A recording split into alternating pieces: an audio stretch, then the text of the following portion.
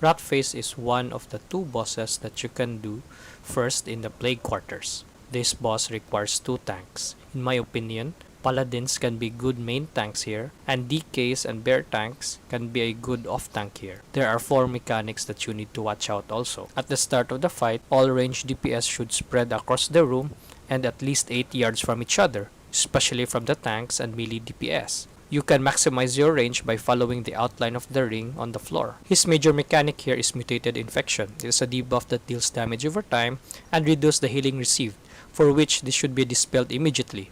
And that is why Prot Paladins as a main tank here is fairly good because they can dispel anyone with a debuff in the room because they are most of the time at the center, where everyone can be within range. Once dispelled, a small ooze will spawn and will keep attacking the person who used to have the debuff. The little ooze cannot be taunted, misdirected, or any aggro removing ability to change its target. Rotface will keep applying this debuff throughout the entire encounter.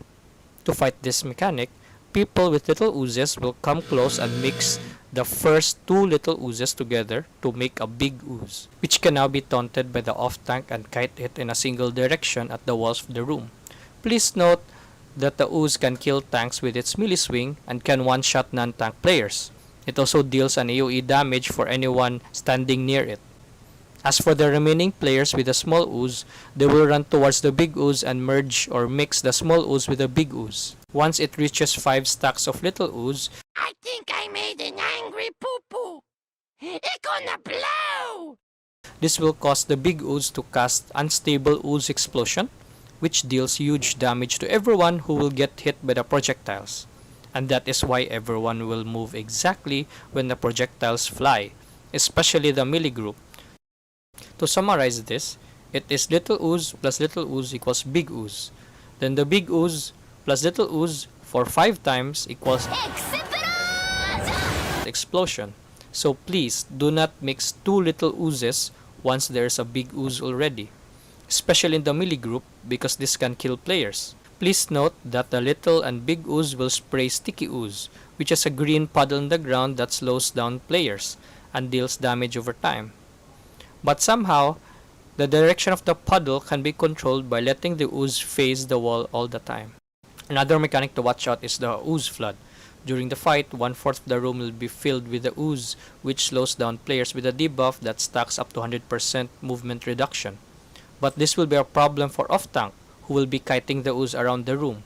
And that is why DKs and Feral tanks are good for this job, because DKs can use anti-magic shell for the debuff, while Bear tanks can just switch forms.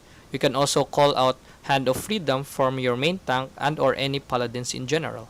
Another mechanic is the Vile Gas. It is a debuff that targets players who are farthest from the boss, which damages and disorients anyone around them and also spread to other players within 8 yards. And that is why all range DPS should spread 8 yards from each other and also from the melee DPS. Lastly, Rotface casts Slime Spray. It is an AoE damage to those in front of the boss, so all melee DPS should just stay behind the boss except for the tanks. In summary, this boss is a DPS race. You can use Heroism or Bloodlust during pull and DPS should use their cooldowns.